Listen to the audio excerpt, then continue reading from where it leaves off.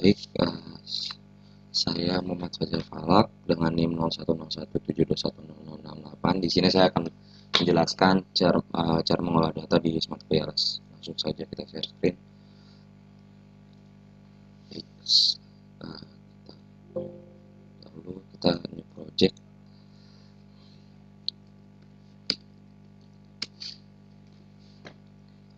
Terlebih dahulu, kita langsung menginput datanya dari Moodle yang sudah di-download.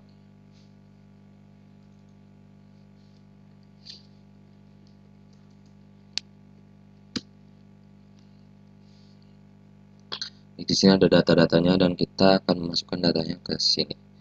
Oke, langsung saja kita masukkan sesuai dengan namanya masing-masing.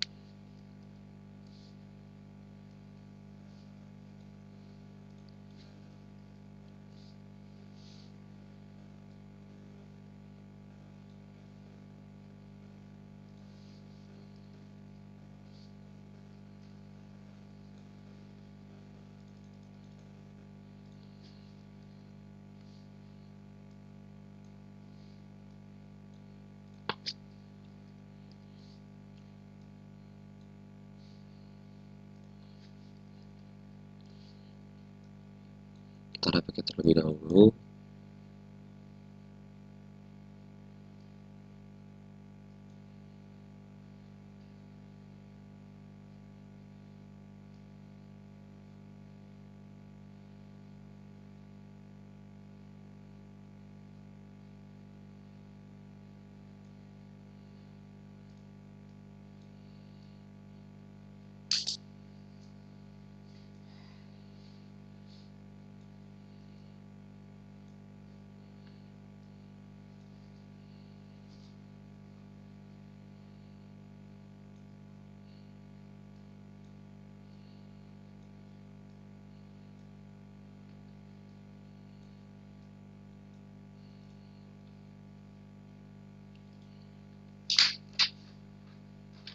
Kita pindahkan ke kanan, langsung kita rename terlebih dahulu.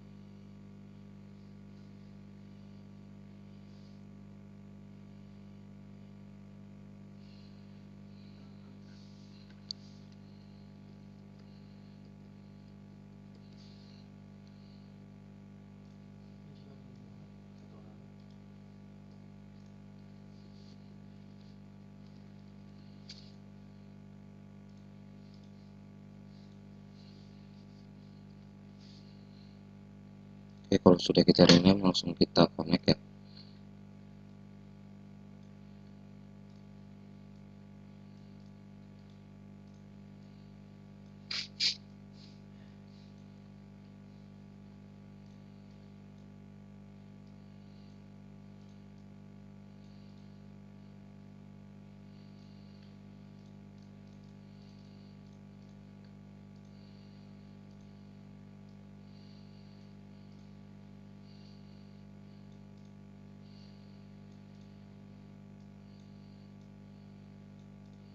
Oke, kalau sudah biru, langsung kita calculate itu sendiri ke PLS algoritma.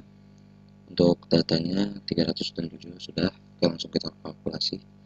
Oke, jika sudah dikalkulasi, kita langsung ke outer loadings. Nah, kita ke outer loadings, langsung kita melihat di sini data-datanya ada yang hijau semua ya, dan juga ada yang merah.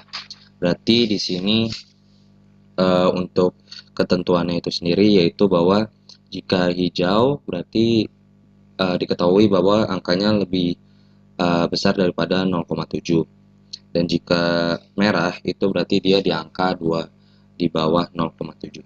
Langsung kita ke observability-nya. Nah, di sini kita melihat semuanya sudah hijau ya. Berarti untuk itu bahwa average-nya itu sendiri di atas 0,5 agar faktor loadingnya itu jadi dia tidak perlu dihapus.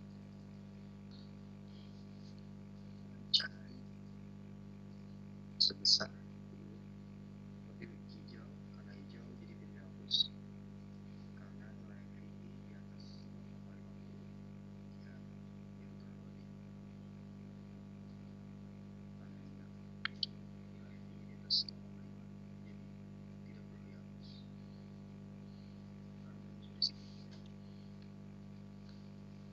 Berarti dia terloading walaupun jadi tidak perlu dihapus karena di atas 0,5 karena angkanya signifikan.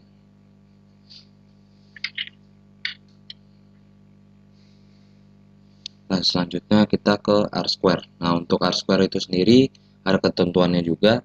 Nah, untuk angkanya, untuk ketentuannya itu sendiri bahwa jika angka tersebut di dekat tanggal 0,75 berarti itu mendukung atau mempengaruhi atau substansial.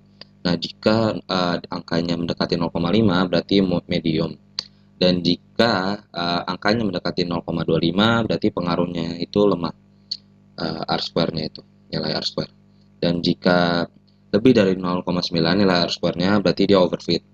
Sedangkan di sini angka R-square dan R-square adjustment-nya itu 0,27 dan 0,22. Nah, berarti dia mendekati angka 0,25 yang berarti nilai R-square itu pengaruhnya lemah. Oke, langsung saja kita ke F-square. Nah, untuk F-square itu sendiri di sini ada merah ya, merah dan hitam. Nah, untuk merah itu sendiri ada ketentuannya juga. Untuk nilai F-square-nya itu sendiri jika di bawah 0,02 berarti dia tidak ada pengaruh untuk nilai F-square-nya. Nah, untuk jika F-square-nya itu sama dengan 0,2 berarti dia kecil. Nah, sedangkan jika F-square-nya itu sama dengan 0,15 berarti dia medium. Dan untuk F-square-nya itu sama dengan 0,35 berarti dia pengaruhnya itu besar. Nah, di sini kita melihat set untuk assurance, empathy, reliable, response, dan tangible itu kurang dari 0,02 yang berarti tidak ada pengaruh. Nah, sedangkan untuk satisfaction itu sendiri dia mendekati 0,15 yang berarti medium. Untuk nilai score-nya itu medium. Seperti itu.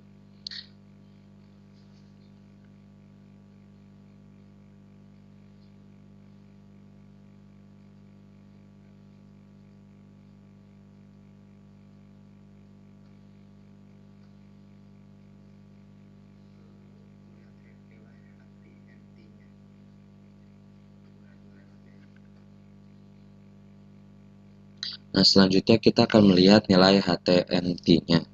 Nah, untuk nilai HTMT-nya itu ada berada di diskriminan validity. Nah, di sini kita melihat angka-angkanya.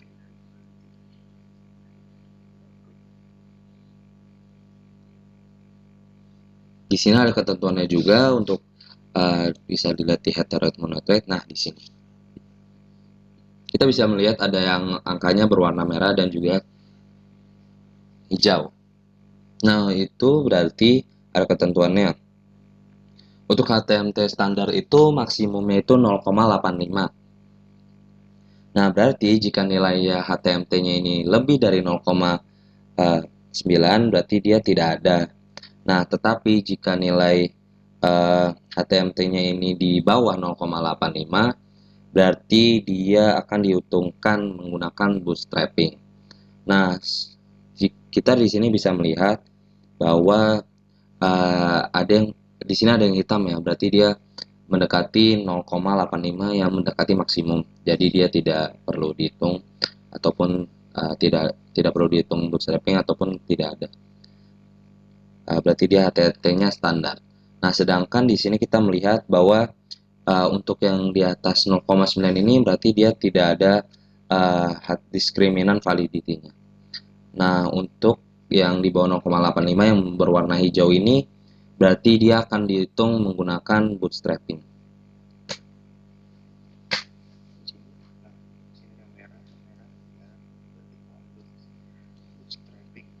Dan kita lihat di sini bahwa satisfaction hijau semua.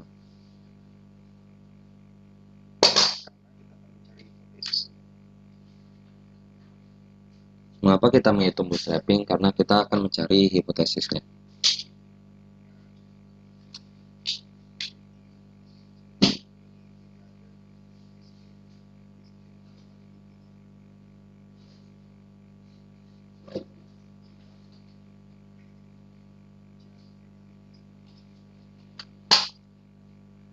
Oke, selanjutnya kita ke mencari VIF-nya, itu collinearity statistik. Nah, di sini kita akan melihat cek nilai yang ditoleransi. Nah, kita bisa melihat di sini. Nah, di sini kita bisa lihat. Oke, di sini untuk ketentuannya bahwa kita akan melihat nilai yang ditoleransinya.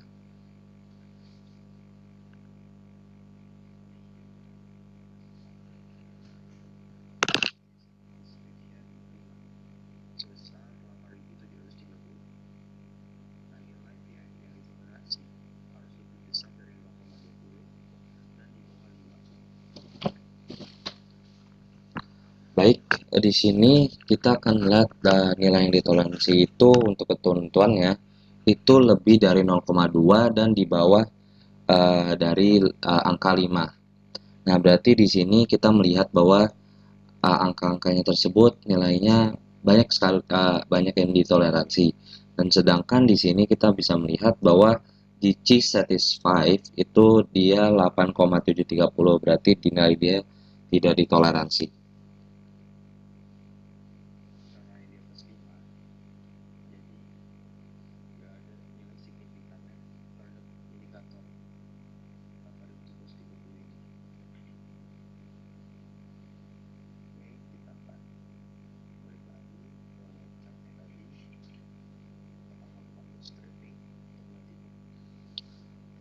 Baik, kalau sudah kita langsung melakukan bootstrapping ya.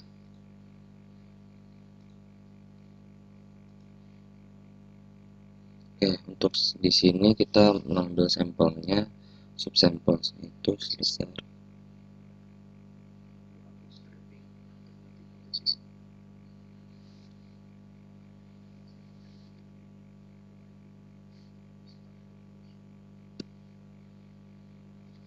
Di sini kita mengambil subsampelnya 5000. Langsung kita kalkulat saja.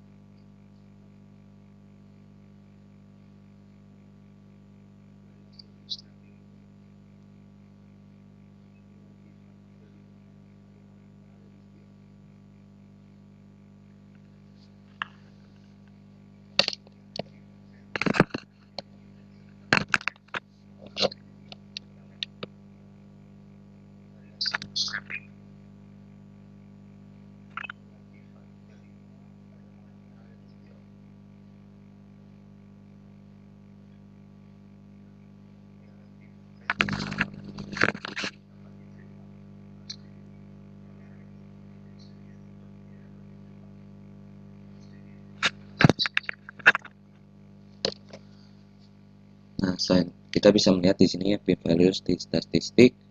Nah, di sini kita melihat ada yang hijau ya, yaitu satisfaction dan loyalty. Berarti angka tersebut diterima untuk p-values-nya.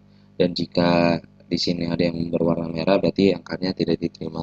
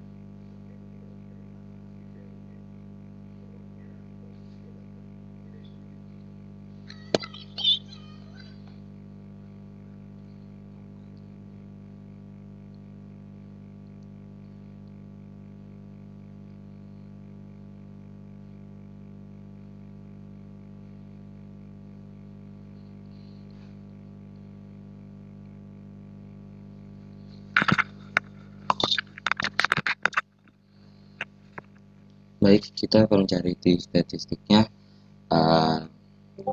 Untuk ini kita melihat bahwa yang mendekati angka 1,65 ya. Nah, di sini yang mendekati ada dua, yaitu satisfaction loyalty dan juga tangible loyalty. Tetapi yang diterima hanya satisfaction loyalty. Mengapa yang tangible loyalty itu tidak diterima? Karena p-values-nya itu sendiri tidak diterima ya, karena tidak mendekati karena tidak